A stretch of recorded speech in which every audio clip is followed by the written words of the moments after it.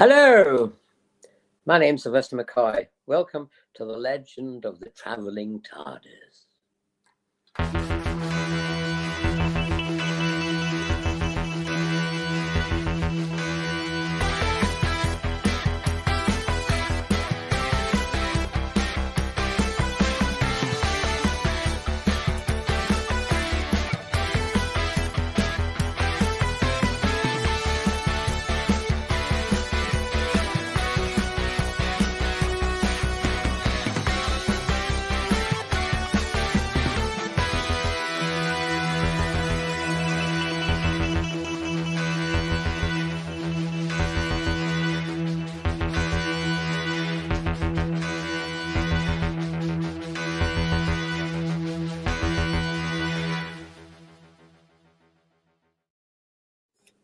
Welcome to the legend of the Traveling TARDIS.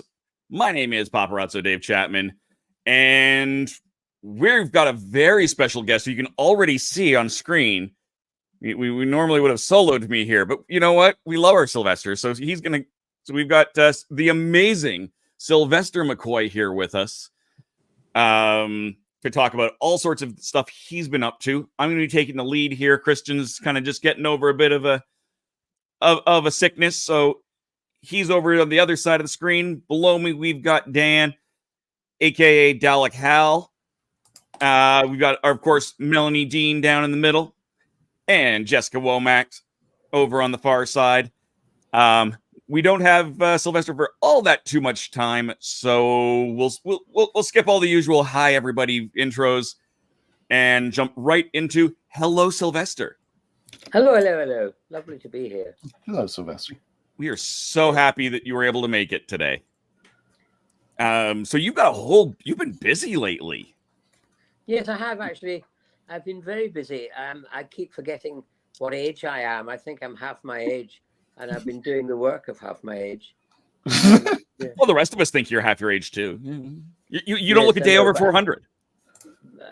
I didn't catch that bit because I was beginning to speak. Oh, terribly sorry. I said you don't look a day over 400. Well, I mean, yeah, my doctor was, 950. So that is about half my age.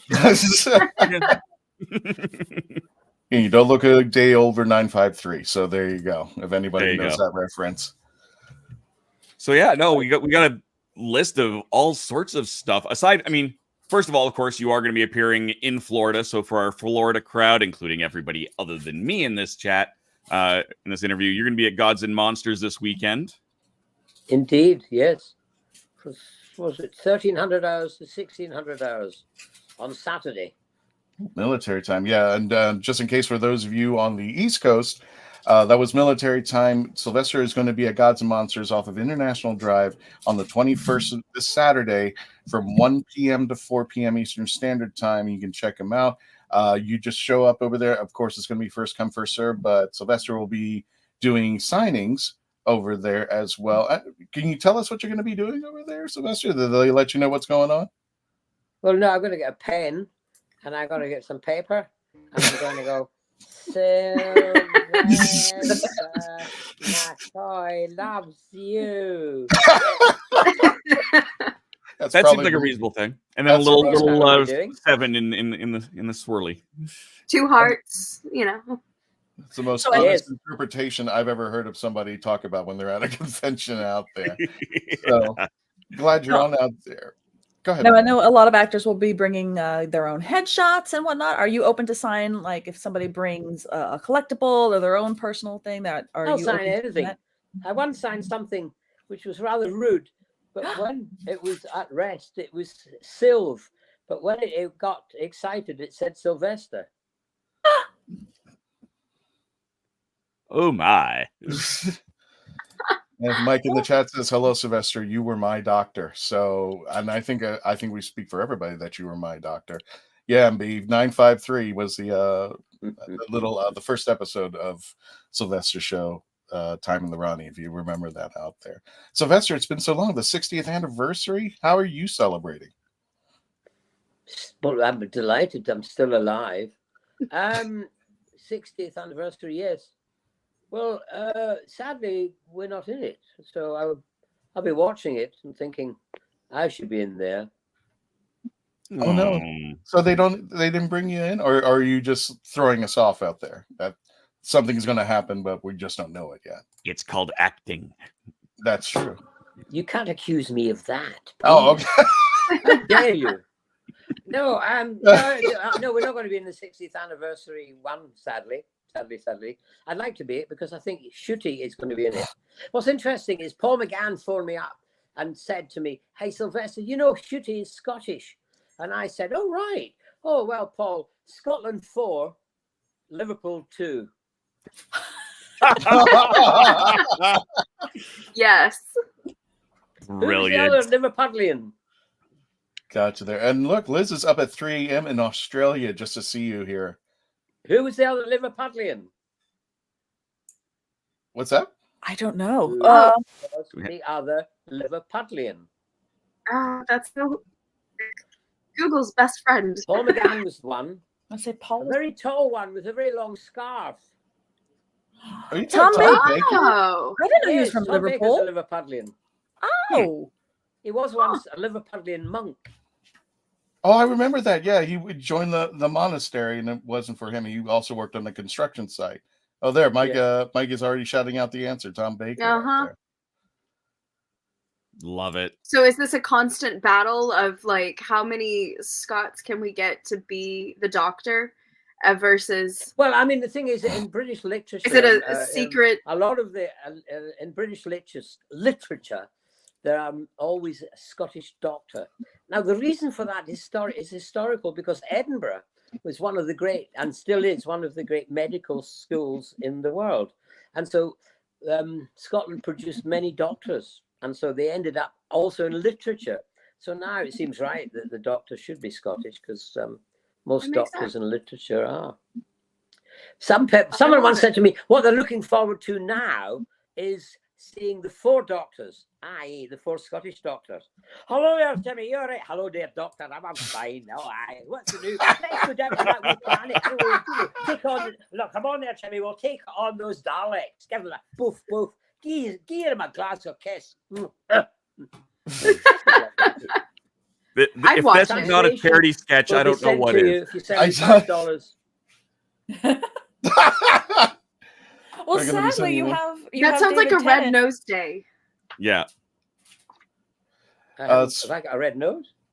No, a red nose day skit of having the Scottish doctors all together and Yeah, with tell them to do that. yeah. We should get that. Yeah, we'll get on the phone. Yeah. Jim Barr says, Sylvester, what was the best enjoying moment that you played during the Doctor Who series? What was your favorite moment out there, my friend? My favorite moment. Well, I think my favorite moment was in Remembrance of the Daleks. Because the Remembrance of the Daleks was about race. Because in Britain at that time there were There is a race Dalek. problems. Thank God now we are one of the most the best. It's not great, but brilliant, but it's good. Integrated countries, especially London, a great integrated city. But in those days there was a problem, so we wanted to confront that. And there's a beautiful scene where I'm talking to the cafe owner about sugar and dropping sugar into the tea and the rippling waves of that and racism and sugar and kind of slavery. Right. That was written by Dan Oranovich, and it was a beautiful scene. That's my favorite scene. It was too, and he just says life's like that. And might as well just get on with it. And then I just thought that was just a very great scene of yours out there. But speaking of Daleks, I'm going to introduce you, Sylvester, to Dan, who we're hoping. Is he a Dalek? Hello, Dan the Dalek. Dan, Behind me is. Dan owns Behind Dalek. Behind you, look out. my name is being called. Cutting out. That is Dan, and Dan owns and Can you operates. hear me okay? We can hear you just Dan, fine. your Go ahead. mic's gone out. Dan's running off his cell phone because he's having issues, but that's Dalek Hal right behind him, and he's on a trailer. Is that a heavy metal Dalek? I can't quite see it properly. Because I used to call the It is heavy an metal actual Dalek, Dalek, the and one he in is full mine. size and works. I used to call it Rambo Dalek. Rambo Dalek. Well, Rambo was on at the time, and it was heavy metal Dalek. They all fitted really, and it was like he spoke, It sounds rather drunk. But yeah, that's a full working Dalek that Dan has, and he's called Dalek Hal. He can actually light up, he can talk, he can move, and he can actually, just recently, he can fire. So I am interesting to meet a Dalek in America, but I was on the Trans-Siberian Express through Russia, and I got to Serbia, and in the middle of Russia anyway, and it was I got off the train to stretch my legs, and there I was met by a Dalek in Russia, which was quite astonishing, really. When it said exterminate, it sounded very gentle, which seemed very odd. I thought it'd be worse. I got Nick Lenz. I think this is the first time here I'm seeing him. I reviewed Doctor Who for my YouTube channel for my first episode. I reviewed the first story of Sylvester's second season. Love this story. So, and yes, that would be, Liz says it would be great to see 4 Scottish doctors. We definitely need a translator. Indeed. So besides the Dan is having all sorts of technical problems today. Yeah. Well, at least I got to see Dan. Exactly. Besides the 60th and of course Gods and Monsters, you've got a couple of other projects you just finished filming as well. I know Jess was really excited about the one. Jess, what was the one you were excited about? You can't remember, can you? I mean, there was a bunch I was excited about. Brown? Well, this is true. I meant Banana Side specifically, but yeah, Father Brown and Banana Side sound amazing. Yeah, I'm with Jess that I'm very excited to see your appearance in Kembleford in Father Brown. Do you have any idea when we can expect actually to see this performance? I think they're coming out in Britain in January. I think. Okay. Yeah. So we can expect him in like 2 years. I know. We're far behind in our Father Brown, unfortunately. But no, that's fantastic. Yeah, the part was written for me. Really? Yeah, I had to do it because it was written for me, really. So I did it. So I take it's not really a small piece. It's going to be you're featured for the entire episode. I am quite a small piece at the moment. I'm shrinking. Oh my! Another age joke. Is that an ageist remark? A little bit. My grandmother kept shrinking as well. She was already 5 foot, so we can barely find her. We all shrink. Yeah. Experience. Liz, gravity. Liz asks, do you have a favorite moment from Silver Nemesis? Silver Nemesis. Oh yes. The only problem is if you like that one, you might be able to tell me the name of the lady. We had this American actress who was in the West End at the time, and she was big. She's a wonderful American diva, Broadway singer, very famous. But his name I can't slips my memory at the moment. Someone might tell me. Anyway, when she came down to film, they gave her kind of a facelift. So they put some sellotape here and a bit of wire and round here, and it gave her this lovely facelift for this. She was only doing this one scene, but it was a very warm day, and when we were filming the heat, half her face fell like that. Oh God. So they had to shoot the rest of it just from the side where the facelift still worked, which was really weird. That was a very memorable moment. Oh my goodness. And she was still able to enunciate and act through whatever makeup prosthetic they had. I mean, the camera was on this side where the facelift was working, not this side. So I mean, her face was normally like that, so she could speak when her face was like that. But when it was like that, it didn't change her speaking. She could still do it. Was it Dolores Gray? Wow. Yes, Dolores Gray, the amazing, wonderful Dolores Gray. She was quite extraordinary. Another thing she did was, she had £250,000 worth of jewelry and a mink coat, and she wanted to wear them in the scene. So they got this guy to drive her down a big stretch limo, and it was his limo and all that, and he dressed up as the driver, as he would for a big star. He went to pick her up at the hotel. She came out, and he was in awe of this amazing woman, and she was bullying him. Put the camera, put the coat in the back. Look after it carefully. And he did all that, and he got in, and they drove all the way down to Arundel, which is a couple of a few hours away. Got there and realised that she'd left £250,000 worth of jewellery, uninsured, in a bag on the pavement outside the hotel. Oh no! All hell was like loose, and phone calls were made, and luckily the porter of the hotel came out, and he looked at this bag, which had very bad taste, and knew who it belonged to. So he put it in, and he saved it. So they sent it down on a motorbike, and eventually she ended up with all her jewelry and a mink coat, and half a facelift. Oh, that is hilarious. That's just I would be so afraid, one, for her to be, as you said, uninsured jewelry. So that's just sitting there. But then everybody else who's probably her either working as like her attaché and everything, now that's become your additional stressor on top of trying to get her where she needs to be in makeup and all that other stuff. Because now you got to go on a wild goose chase for this bag that's a sizable amount worth. It all worked out in the end. That's good. Well, after we stopped filming, they fixed her facelift so that she could go back and do the show that night with a facelift. She was very happy.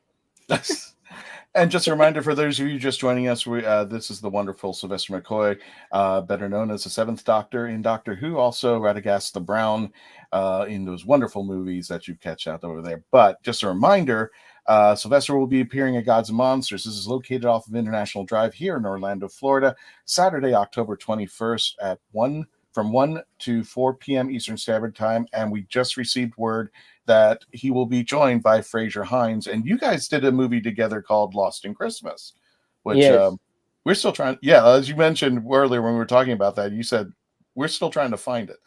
So I actually tweet the guy who worked on your movie. Tell us a little bit about that movie. You actually wanted the guy, treated him. Tweet him. We're Twitter friends, but he was telling me we were going to discuss more, and we lost contact. Yes, tweet or X or whatever the heck they call it nowadays out there. X, I don't know. Tweet. Exactly. Just whistle. It's full of bird poo. Yes. Yes, it was a film that we made in Glencoe.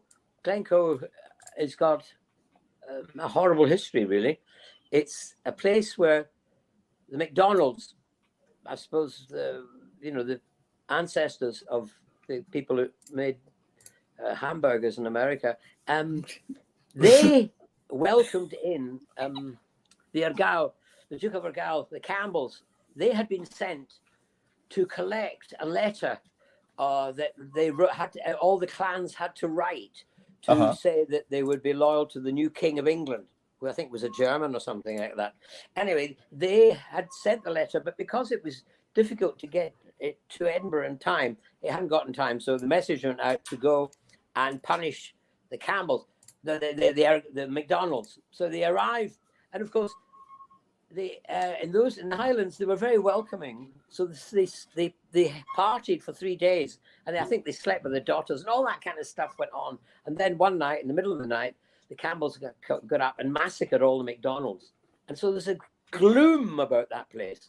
But we were lucky because we did this film, and it was being sponsored by a whiskey company, so it was quite easy to get rid of the gloom. Oh, God. Drink it away. That's one way to do it. Gotcha out there. Yeah. I do have a question regarding something you just had done before this little story about bird calling. So when did you learn to whistle, and how long have you, because I've seen this, like the little bits, like when you were doing The Hobbit, and that you would just these amazing calls. I'm like, how did you learn how to? It's always fascinating to me how people can do that. I think when I was very young, I ate some bird seed when I was a baby. And then something. Is that how it's? I don't know. I just did it. It came out. I could do it. I mean, I used to try and stand on top of the table and try and fly. Oh no! Who hasn't done that though? It was the same man who put ferrets down his pants. So I'm just. We got a question from Nick. Sylvester, I've heard you were casted as the Doctor through a screening process. Was that requested by the BBC, and is that true? Well, I had to do a screen test, yes, and it was the powers that be above. Because I'd worked a lot at the BBC, but in children's television. And so they thought that maybe I didn't have the seriousness to be able to do Doctor Who. I mean, Doctor Who is also a mixture of light and dark. Mm-hmm. And so they wrote this scene, and it was me taking on Margaret Thatcher, and I won. Oh. What? Well, that's how everything started. Oh, there we go. I got controls. I got controls, brother. Okay. I'll take it. There you go. Bring our guest back. How dare that was just weird. Sorry, technical things happen along the way. I didn't do it. You're not the only thing it's ill. Yeah, I know. Wait, you were bringing up the banana side. Is that the Jack Allen film group that's doing the? Because that was banana side, fine, which is very fascinating. You keep breaking up, but yes, oh no! I mean, the banana side is I play this eccentric botanist who wants to get the information directly from a tomato, for the tomato to actually let him know whether the tomato thinks it's a fruit or a vegetable. That is brilliant. But then there might be, it might not. Revenge is taken against me by fruit, and of course it's a banana. Ah. But we don't know. You have to watch it, really. Is it an animated feature or is this live action? Live action, I think. There will be stuff like, I mean, the banana wasn't there when I was working. It was in its trailer, and it refused to come out because it hadn't been given all it wanted in the trailer. Oh, okay. But so I had to work without the banana. Oh, they didn't finish the Bananas everything can be, in slippery creature. Yeah. So Mike but it asked looked if you were in the Hobbit. absolutely hilarious. It looked so funny because it's a short film. No, I went on and I saw the short. No, it says it was wrapping up filming this year, so it's not completed. But from what I read of the synopsis and my cat and the synopsis, and then they also had like a little teaser trailer type thing, which actually made it look like a scary film, and I was like, oh, is this going to be like a weird, like a horror film? But it also it looked so fascinating, like it was almost like a very like early 90s detective vibe with the way it was shot, which it looks so brilliant, and I never would have heard about it, and I'm really excited to see it whenever it does come out. So it looks fascinating. Yeah. Definitely. Yeah. Question from Jim Barr. Hello? Oh, sure. Yeah, Jim Barr. There you go. Yeah, was there an episode you worked on was thrown out? Well, there was a kind of in Dragonfire, that was it, the one that was set in ice. There's a scene where I climb over and hang on to a cliff, and in Britain we did them episodic, so there always was a cliffhanger every Saturday at the end of the half hour. And so I thought, let's literally do a cliffhanger. Physically, we'll do a cliffhanger. And I hang off the cliff. Now, there was a reason why we did it. There was a logical reason at the time. But when they put it out, because I think John Nathan Turner kept trying to, that was a three-parter, and he always had to try and make too much stuff so he could maybe top them into it, allowing it to be a four-parter. But they wouldn't allow it, so they cut that bit. And to this day, we've no idea why I was hanging off a cliff. But the point is you were, and that was a good thing. And I think I think you're the only person who could actually say there was a cliffhanger and it was literally hanging off a cliff out there. Cliffhanger. Well, actually, I have a follow-up question to that. So if he was writing so much stuff to try to coax a fourth episode out, and then, of course, they're saying no budget, whatever, did he just cull things out of the script, or was this something where the pacing had to become faster to get through all of this this information? No, we didn't have to act faster. Can you imagine? Okay, come on, Daleks. I'm going to act faster. Oh, come on, Daleks. Come on, Daleks. Oh, Daleks. Examine. Oh, no. No, it wasn't like that. Oh, darn. That Get them all amazing. out there. Sylvester, you are coming out, since I know you're on a tight schedule, you're coming out with a film yourself. And I believe that's coming out next year, if Claire told me right, that you are filming a film. They just recently announced it as a documentary about your time on Doctor Who, if I'm not mistaken.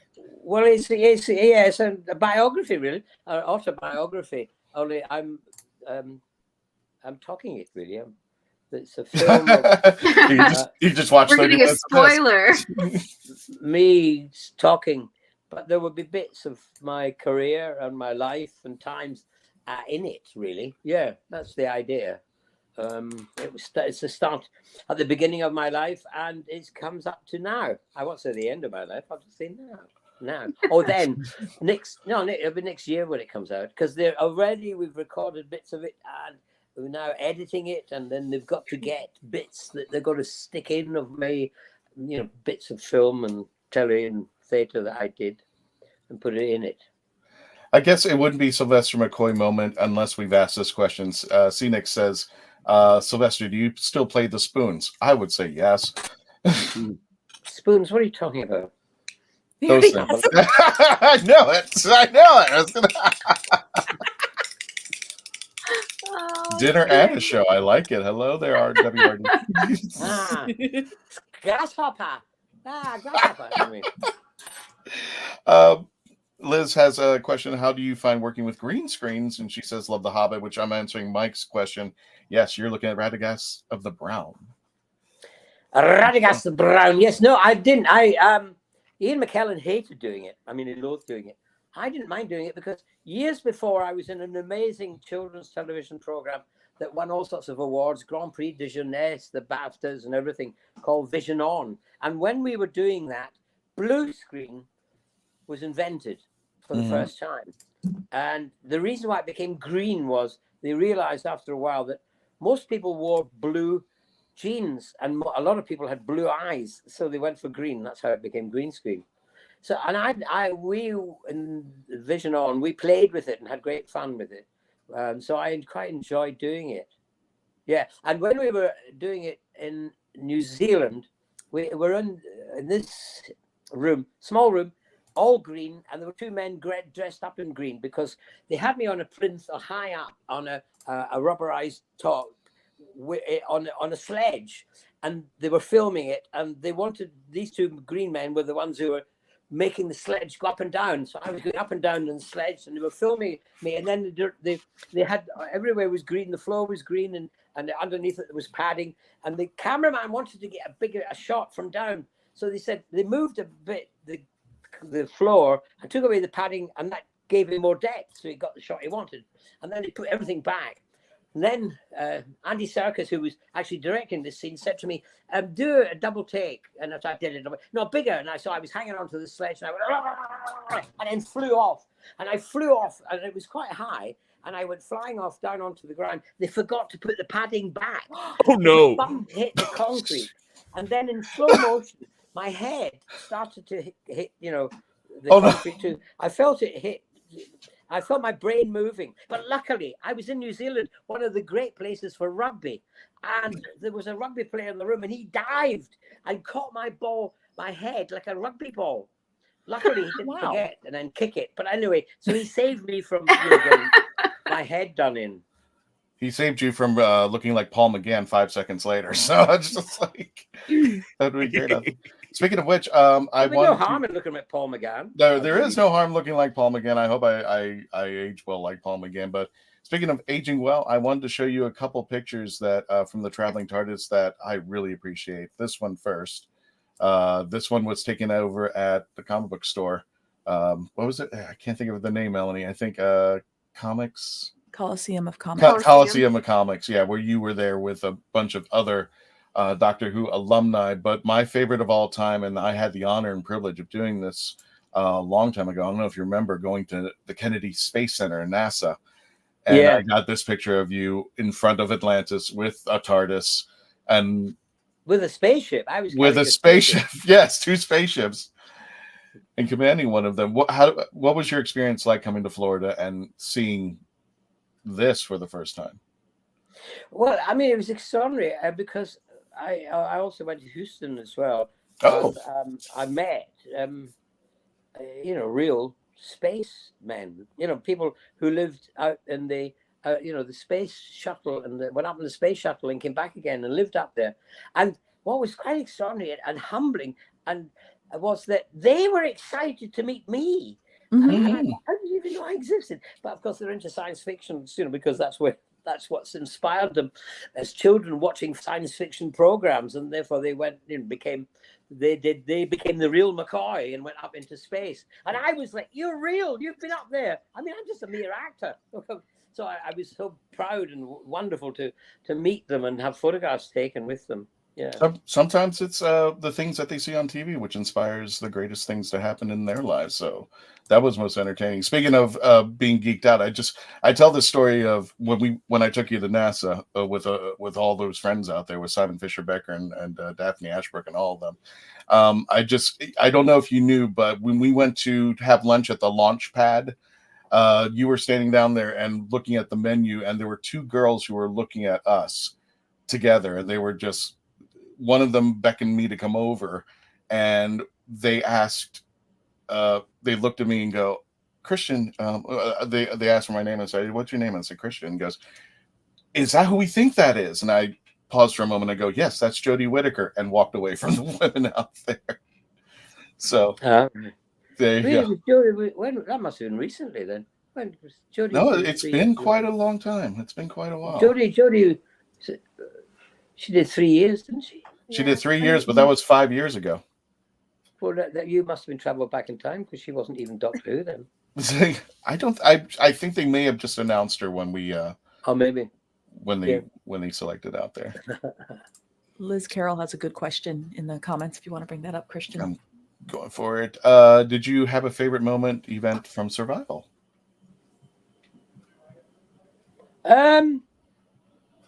Well, I suppose I had a notable moment.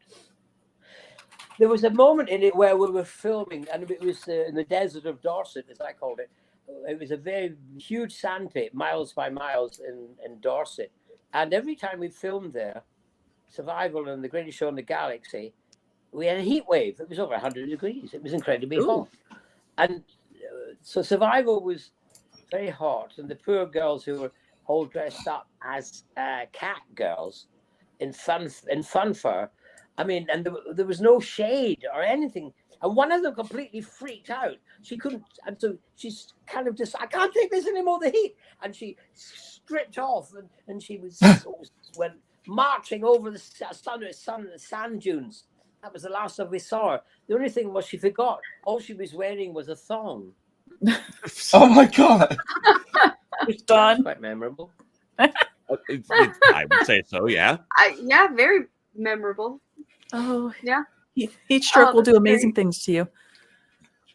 And if you are joining in, we are interviewing our friend over here, Sylvester McCoy, better known as the 7th Doctor, on the classic series of Doctor Who out there. And don't forget, if you haven't, for those of you just joining us who may be in the Central Florida area, Sylvester will appear at Gods and Monsters off of International Drive. And it will be taking place this Saturday, the 21st at 1 to 4 p.m. I don't think there's a price of admission, but according to, and I'm taking this from Sylvester, he'll sign everything. And we just got bring word. Cash. Bring lots of cash. Bring lots of cash. Because give this man your money. Definitely well worth it. And he will be joined by Frazer Hines, JAIMIE McCrimmon from the 2nd Doctor. When was the last time you were in Florida? Can't remember. Well, the great thing is being in Orlando, you're right there in the middle of the state. So we should have people from Tampa coming over. Miami can come down up. Jacksonville can come down. Sylvester's here. The last time I was there, it was February the 19th because my son's birthday. It was sunny, But then suddenly there was one of those cold spells that came from the Arctic, and it came right down, and it got very cold. That polar vortex thing that comes down. It was the time of the polar vortex, and I mean, when you were in the sunshine, it was all right. But as soon as you were into the shade, it was just really cold and very uncomfortable. That was the last time I was there. I mean, time. What is time? It's relative. Exactly. I guess I feel like even cold in Florida at that point is still better than Calgary or Edmonton. Yes. But well, yes and no. I mean, in Calgary, you expect it. You don't expect it in Florida. So that makes it, in a way, more disappointing. We've always had the joke here that the Calgary Expo was always the last snow of the year, almost every year.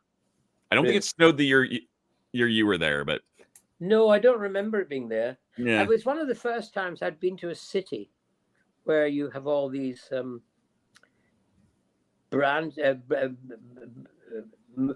connections between buildings, you know. Oh yeah. The pedways and the tunnels, the walkways and all that. And I hadn't come across that. And I went out one day and I thought, there's nobody in this city. It's empty. I was wandering around looking for people. There was the odd bum here and the odd bum there, and it was me. That was 3 bums. Andrew Morris has a quick they were question. All upstairs, walking about upstairs in the warmth.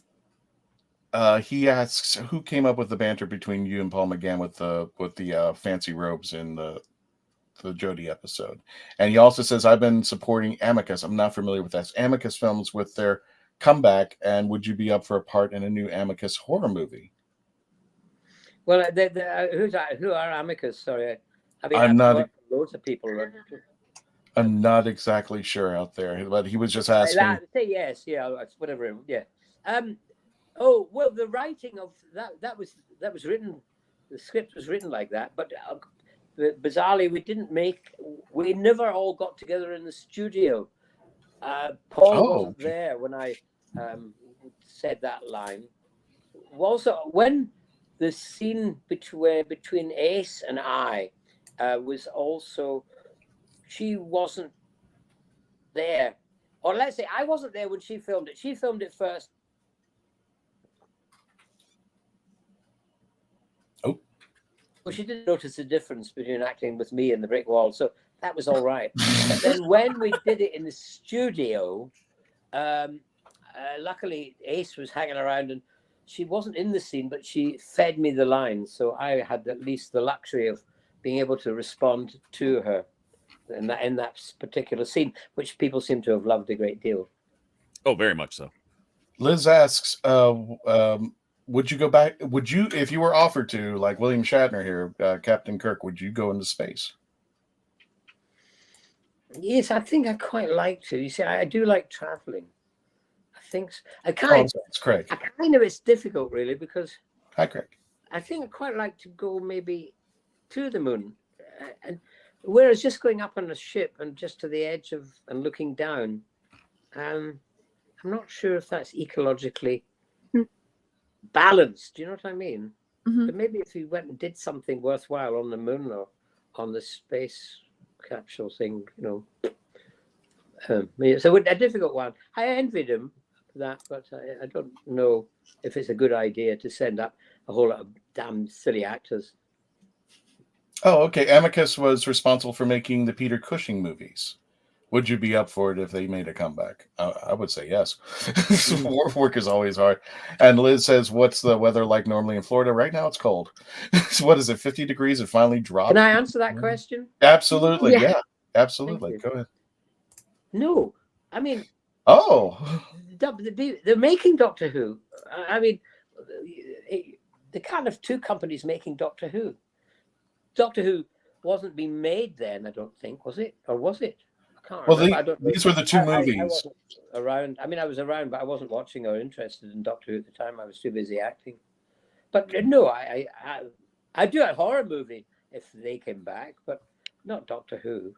Oh, okay. Right. I'd do Doctor Who for the BBC. I got you. Russell T Davies, the genius behind the revival.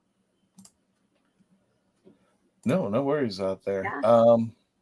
Now, did you just film another horror movie? From the title, it sounds like it, because we got to note that you just finished doing Dead Before They Wake.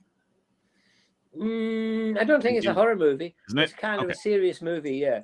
Okay. Kind of, yeah, murder, mystery kind of thing. Oh, Okay. Ah. Yeah, I did all do we got was the title. Monsters. I did the monsters. Doing a lot of mystery, like Father Brown and Banana Kiss, like a lot of mystery themes. I did the monsters. mm-hmm. And Shirley actually has a question about that. That Yeah, she says I mean, that that's a kind of a supposedly that was made by Rob Zombie, Mhm. Mhm. who's a horror movie director, I believe.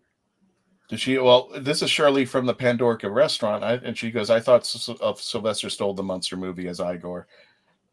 Gosh, now I'm thinking Young Frankenstein. Would he reprise that role if asked? Yeah, yes, of course. No, it was enjoyable to do. I quite enjoyed playing him. It was a very off the wall. Part of the reason was we filmed at night. Originally a year before they were going to make it, but then COVID came. Mm-hmm. So they'd chosen the set, the house that they were filming in for those scenes. But when we came back a year later, in the basement of the big building, they were digging it up. So we couldn't film in the daytime. So we filmed at night. And so, I mean, you arrive, you fly out, you got one day to readjust yourself to being in a new city, and then you start filming that night. And I was out of my head most of the time with tiredness. So if they were going to revive it, or if I was going to revive the character, they'd have to make me stay up all night, because that's the only way I could act it. I think we'll make this the final question. This is coming from Zombie Box Reviews. I have a question for Sylvester. Who would you have loved to have been cast as a doctor? Who would you have been your favorite actor for that role? If Me. I knew that was coming. I knew that was coming there. there it is. Yeah, and I agree. Andrew says your scene with Sophie in Power of the Doctor was such a wonderful gift, and I know we're gonna end it. I think did one more question pop in? I have one more question. Oh, Okay, yeah, good. you go. So speaking of Sophie, of course, she did the audiobook herself of her book at Childhood's End. She does a pretty darn good Sylvester McCoy in that. Did you get a chance to hear it? What did you think about her portrayal of you? Well, I thought, wait a minute, what? I must have done that when I was sleeping. So I sent a bill in for the actor.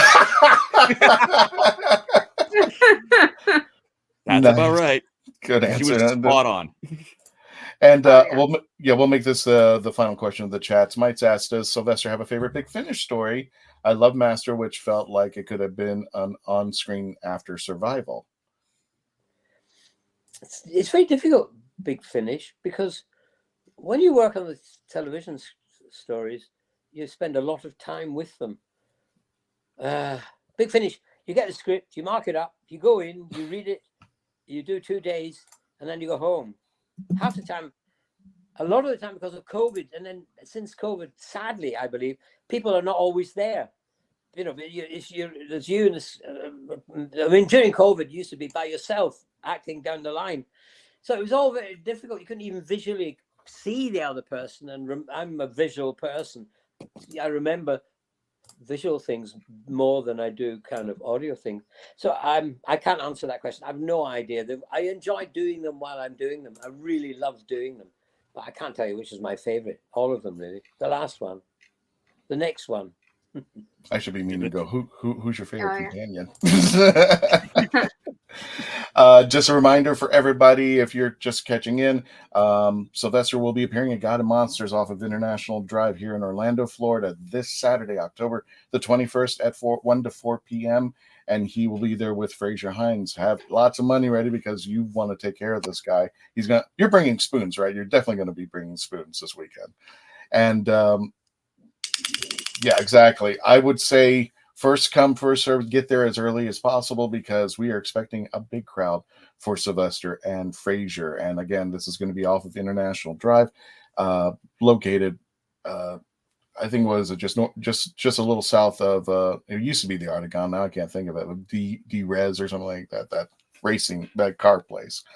But definitely check it out. We have all the information also in the links provided below. Sylvester, I'm going to give you the last thought on this. What would you like to say to everybody before you go? Pray for peace. I'll work with that. I like that. I Yes. like that. Pray for peace out there.